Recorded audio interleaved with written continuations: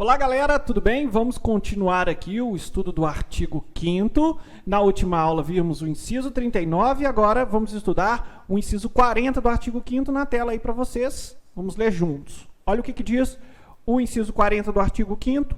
Diz assim, olha, a lei penal não retroagirá, salvo, ou seja, haverá exceções em que a lei penal vai sim retroagir, ok? Para o quê? Beneficiar o réu, ok? Então, traz a imagem aqui para mim, vamos explicar isso aqui. É o seguinte, gente, a lei penal, em regra, ela não vai retroagir, mas ela irá retroagir desde que isso signifique trazer um benefício ao réu. Professor, quando é que isso vai ocorrer? Gente, imagine a situação de um réu que esteja sendo aí, que foi condenado, ok? Que foi condenado por um crime cuja pena seja de 10 anos, ok? E aí, ele já está lá cumprindo a pena dele. E, de repente, uma nova lei é publicada falando que aquele mesmo crime, ou seja, aquele mesmo crime que ele cometeu, que ele já foi condenado, que ele já está cumprindo a pena agora passa a ser de 15 anos. Aí vocês perguntam assim, uai, gente, então quer dizer que agora ele foi condenado a cumprir 10 e agora vai cumprir 15? Não. Não. Aquela lei que foi revogada, a que estabelecia a pena menor, ou seja, pena de 10 anos, ela retroagirá. Ela vai voltar a agir naquela situação. Não significa que vai aplicar a lei nova cuja pena seja de 15 anos, não. Ok? Vai aplicar aquela norma que é mais benéfica para o réu. Ok? Então, vejam bem. Se nós tivermos uma norma que foi uma lei que já foi revogada por uma lei nova, ok? Temos uma lei anterior, ok? Uma lei que estava vigente, saiu uma lei nova, o que aconteceu com a lei antiga? Foi revogada. Trata do mesmo tema, trata do mesmo assunto, foi revogada. Mas o que aconteceu com essa lei nova? Ela trouxe uma norma, uma pena mais pesada, ok? E trazendo uma pena mais pesada, o que vai acontecer com a norma anterior que já havia sido revogada? Ela voltará a ser aplicada. Ela será aplicada por conta da aplicação da norma mais benéfica para o réu. Ok? Entendemos assim? Então que, em regra, a lei penal não retroage, ok? Salvo para beneficiar o réu. E olha, quando eu falo de beneficiar o réu, não significa dizer que a lei penal ela irá retroagir só no quesito de pena, não. Pode ser que a lei nova ou a lei antiga traga ou considere ali progressões de regime de pena, pode ser que traga outros benefícios, ok? Pode ser que traga outros benefícios e que isso implicará na utilização da lei anterior, ok? Por quê? Justamente pelo fato de ela beneficiar o réu, ok? Então, a regra é a irretroatividade da lei penal, salvo quando aquela lei anterior implique que foi revogada, implique em beneficiar o réu, ok, gente? Então, próximo inciso 41, na tela aí para vocês. Inciso 41, só um minutinho, vou apanhar aqui não. Beleza. Inciso 41. A lei punirá qualquer discriminação atentatória, não tem isso aqui não, tá? Qualquer discriminação atentatória dos direitos e liberdades fundamentais. Gente, isso aqui, ó, nada mais é do que o princípio da não discriminação. Anotem aí, este é o princípio da não discriminação. Quando fala que a lei punirá qualquer discriminação atentatória dos direitos e liberdades fundamentais, significa dizer que não poderá haver nenhum, traz aqui para mim, não pode haver nenhum desrespeito aos seus direitos fundamentais. Se os seus direitos fundamentais forem desrespeitados, a lei irá punir esse ato, ok? Esse ato atentatório aí aos direitos e liberdades fundamentais, ok? Todo ato que violar, que desrespeitar os seus direitos fundamentais, eles serão aí punidos pela lei, ok? Tudo bem? Esse anotem aí no cadernão de vocês, o princípio da não discriminação, ok? Está aí, justamente no inciso 41 do artigo 5º, ok? Próxima tela. Agora, na próxima tela, nós vamos falar dos chamados crimes inafiançáveis. A grande dificuldade aqui desses incisos que estão aqui, olha, que eu vou dar um macete para vocês, que é o 42, o 43 e o 44, a grande dificuldade é descobrir aqui, ó, quais são os crimes que são imprescritíveis ou quais são os crimes que são insuscetíveis de graça ou anistia. Então, traz aqui para mim. Professor, por que o senhor disse que são crimes inafiançáveis? Porque todos eles, dos incisos 42 ao 44, todos eles são inafiançáveis. Ou seja, não cabe fiança. São crimes que não haverá possibilidade de pagar fiança. E não pagando fiança, o sujeito, olha, ele não pode responder em liberdade. Ah, é?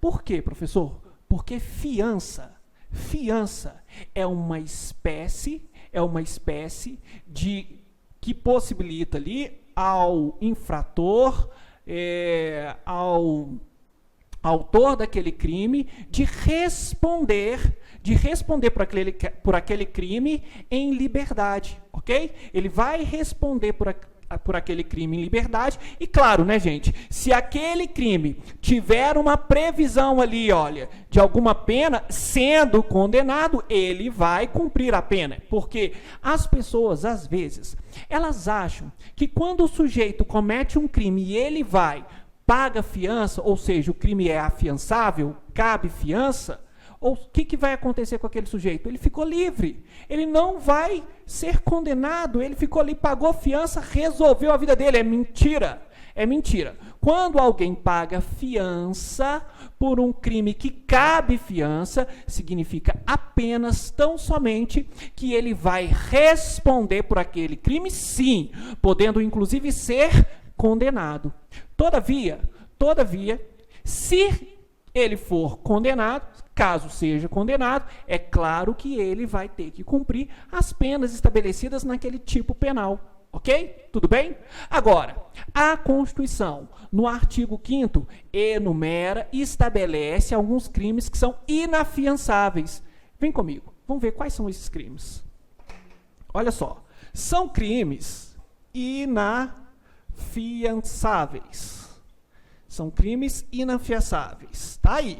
Isso aqui, gente, ó, isso aqui nada mais é que o resumo do artigo 5º, incisos 42, 43 e 44, ok? Então, na verdade, vocês não precisam fazer qualquer confusão acerca desses crimes. Ai, professor, eu tenho uma dificuldade de saber qual que é inafiançável, qual que é imprescritível, qual que é insuscetível de graça ou anistia. Eu tenho essa dificuldade, eu sei, é natural, muita gente tem. Então, eu vou dar um macete aqui para vocês aprenderem, ok?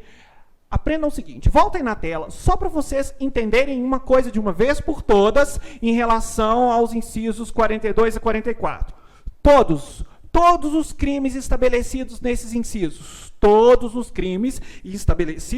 nesse inciso, olha só, eles são inafiançáveis. Por isso que eu coloquei título aí, ó, crimes inafiançáveis. Por quê? Porque todos eles são inafiançáveis, ok? Então, vamos comigo aqui para o quadro, para a gente entender. Por quê? O esquema que você vai fazer aí na sua prova vai ser esse aqui que eu vou falar com vocês, ok? Diz assim, todos os crimes serão inafiançáveis. Quais? O tráfico de drogas, tortura, terrorismo, ok? Tráfico, tortura e terrorismo, ou seja, os 3 T's, mais os crimes hediondos, aquele que consta, aqueles crimes que estão lá na lei de crimes hediondos, esses serão, além de inafiançáveis, porque todos são, né, gente, inafiançáveis, eles também serão insuscetíveis de graça e anistia. De graça e anistia. Vamos lá? Professor, dúvida. O que é graça, o que é anistia? Graça e anistia são espécies de perdão judicial, ok? Graça e anistia são espécies de perdão judicial. Porém, a graça, ela é um perdão judicial concedido pelo presidente da República e a anistia é espécie de perdão concedido através de lei pelo Congresso Nacional, ok? Essa é a diferença. Por aí, nós já percebemos uma situação muito interessante, que o crime de tráfico de drogas, de tortura e de terrorismo, além dos crimes definidos lá na lei de crimes hediondos, são inafiançáveis, mas também são insuscetíveis de graça e de anistia, ok? Esses são os crimes inafiançáveis, insuscetíveis de graça e anistia. Agora, olha só, além dos crimes inafiançáveis serem tráfico, tortura, terrorismo mais hediondos, nós temos o crime também de racismo e de grupos armados, ok? São 2 crimes que, além de inafiançáveis, são o quê, professor? São imprescritíveis. O que significa isso?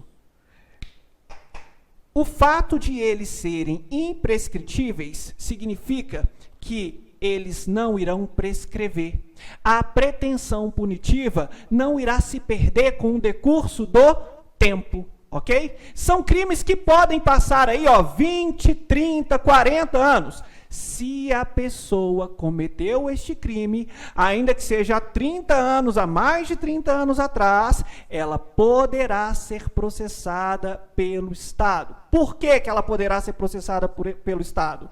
Porque é um crime que não prescreve, ok? A pretensão punitiva não se acaba com o decurso do tempo, ok? Então, gente, se vocês fizerem esse esqueminha aqui na hora da prova de vocês, não tem erro. Vocês vão saber de cor o que diz lá nos incisos 42, 43 e 44 do artigo 5º da Constituição. Aquilo que diz respeito aos crimes inafiançáveis, imprescritíveis, insuscetíveis de graça ou anistia. Basta fazer esse pequeno desenho que vocês vão de cara, decorar aí esses incisos, ok? E olha, vou falar uma coisa muito importante para vocês. Esses incisos chovem em prova, faz muita gente errar, ok? Professor, se eu fizer esse esquema, o senhor garante para mim que eu não vou errar? Garanto.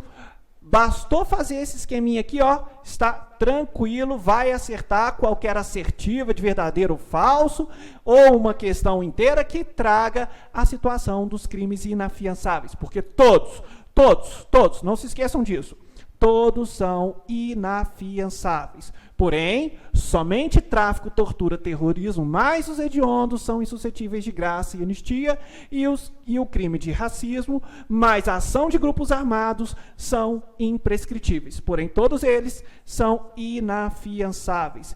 Vale comentar que recentemente tivemos aí, uma tortura praticada por 2 tatuadores, apareceu muito aí na televisão.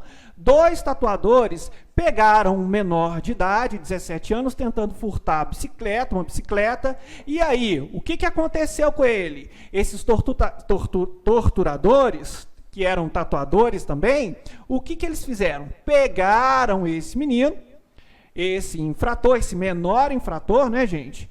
pegaram esse menor infrator e, ao invés de acionarem a polícia, tomarem as providências legais, né, estabelecidas pelo ordenamento jurídico, o que eles fizeram? Eles fizeram o quê? A justiça com as próprias mãos, o exercício da autotutela. Pode isso, Arnaldo? Claro que não, claro que não. E o que eles fizeram com esse menino? Tatuaram na testa dele, fizeram tortura, não só tendo dor física e por crueldade, como também dor psicológica, ok? Tatuaram na testa dele, eu sou ladrão, eu sou vacilão. E aí, foi noticiado, vocês já estão sabendo, e claro, os tatuadores, pensando terem feito a melhor coisa, né, filmaram e tudo mais, não imaginavam que eles também estavam cometendo um crime. Só que o crime deles não cabe fiança. E o que vai acontecer com eles? Já aconteceu. Estão o quê? Foram presos, tortura não cabe fiança, não vão responder em liberdade, ok? E também, não adianta pedir perdão, não, porque não tem graça e nem tem anistia para a tortura, ok, gente? Então, tema muito atual, a gente viu aí nesses últimos dias, então guardem aí para vocês, ok? Fazendo esse esqueminha não tem erro. Vamos voltar lá, só para a gente perceber se é isso mesmo que diz os incisos 42, 43 e 44? Olha só, 42, 43 e 44. 42. A prática de racismo constitui crime inafiançável. Então, racismo também é crime inafiançável. E imprescritível. Olha só, volta aqui na tela. Racismo, crime inafiançável e imprescritível, ok? Tudo bem? Vamos voltar na tela. Sujeito à pena de reclusão, nos termos da lei, ok? O 43 diz assim, a lei considerará crimes inafiançáveis, insuscetíveis de graça ou anistia. Então tem que ser tráfico, tortura, terrorismo, não é? E os crimes hediondos. Então olha aqui, tortura, tráfico, terrorismo e os crimes hediondos, além de serem inafiançáveis, também são insuscetíveis de graça ou anistia. Ok? Bom, e o 44? O 44 diz que constitui crime inafiançável e imprescritível a ação de grupos armados, civis ou militares contra a ordem constitucional e o Estado democrático, ok? Então, crime inafiançável, ação de grupos armados, também são crimes imprescritíveis, ok, gente? É claro que eu demorei um pouquinho mais nesses incisos, são 3 incisos importantíssimos e que chovem em prova, ok? Então, quanto tempo nós temos aí, produção? Falta 5 minutos, e a gente vai estudar aqui mais um inciso, ok? Vamos falar agora, bota aí na tela, das penas, ok? Quais são as penas estabelecidas ali pelo nosso Constituinte, ok? Pela Constituição Federal, tá aí, inciso 45, diz assim, nenhuma pena passará da pessoa do condenado, podendo a obrigação de reparar o dano e a decretação do perdimento de bens ser, nos termos da lei, estendidas aos sucessores e contra eles executadas até o limite do valor do patrimônio transferido. Então, vem cá, traz aqui para mim. Gente, trata-se do princípio da intranscendência penal. O que acontece com o princípio da intranscendência penal? O princípio da intranscendência penal diz o seguinte, que se o sujeito cometeu o crime, é ele quem irá responder pelo crime que ele cometeu, ok? Não adianta a mãe do infrator, a mãe do criminoso, chegar até a justiça e dizer assim, olha, me puna, eu quero cumprir a pena no lugar do meu filho. Pode isso? Não pode. Princípio da intranscendência penal. A pena não passará da pessoa do condenado, ok? A pena não passará da pessoa do condenado. No entanto, aquele sujeito que cometeu um crime, o que pode acontecer? Volta lá na tela. Se, por exemplo, o crime que ele cometeu causar dano a terceiros e tiver aí como pena a perda de bens, o que pode acontecer? Aí, se caso ele, o criminoso, morrer, ok? A obrigação de reparar aquele dano causado por aquele criminoso, bem como o perdimento de bens, ok? Vai ser descontado ali, olha, da herança, ok? Vai ser descontado dos sucessores. Os sucessores daquele criminoso, caso havendo a obrigação de reparar o dano, eles poderão responder, mas como? Até o limite do valor do patrimônio transferido. Ou seja, de certo modo, traz aqui para mim, de certo modo, os sucessores irão responder com a herança daquele criminoso que já morreu. Se deixou bens, ok? Se deixou obrigação de reparar por dano, aquela obrigação de reparar o dano será estendida aos sucessores, mas no limite do patrimônio deixado. Okay? Vejam que os sucessores, eles não têm a obrigação de reparar o dano. Quem repara o dano é o patrimônio deixado pelo decujus ali, que foi o criminoso que causou aquele dano e que tem, então, que reparar. Ok? Tudo bem? Na tela, próximo inciso em relação às penas. Inciso 46, diz assim, ó. A lei regulará a individualização da pena.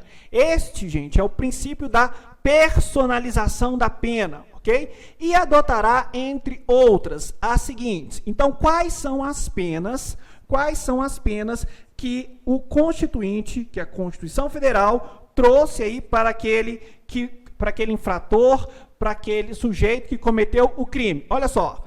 Primeira, todo mundo conhece, é a privação ou restrição da liberdade. É isso mesmo, o sujeito vai ficar o quê?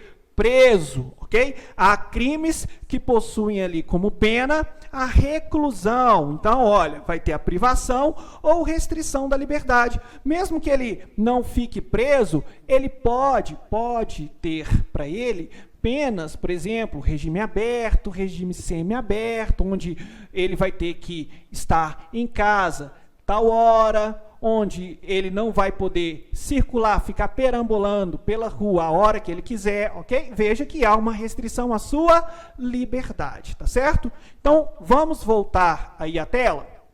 Aliás, fiquem aí com a Constituição de vocês. Fica aí, eu vou acabar de ler esse artigo aqui, esse inciso, ok? Perda de bens também. Olha, o sujeito, ele pode cometer um crime em que a pena daquele crime seja justamente a perda de um determinado bem, ok? Ele pode também cometer um crime que envolva ali, ó, o pagamento de multa, ok? Pode passar aí na tela, pode voltar, aí, ó, voltou, ok. Letra C, pagamento de multa. Além disso, pode ter prestação social alternativa, prestar serviços comunitários, pode ter que pagar a cesta básica, e isso, gente, depende do crime, ok? Além disso, também haverá pena para determinados crimes que impliquem em suspensão ou interdição de direitos, ok? Ele pode ser suspenso ali, ó, dos seus direitos, por exemplo, dos direitos políticos, não vai poder exercer ali os seus direitos políticos, ok? Tudo bem? Bom, na próxima aula, no próximo encontro, continuaremos falando de penas, vamos estudar o inciso 47, onde a gente vai falar das penas que o nosso ordenamento jurídico, a nossa Constituição, não admite, ok? Então, até lá, um grande abraço para vocês. Tchau, tchau.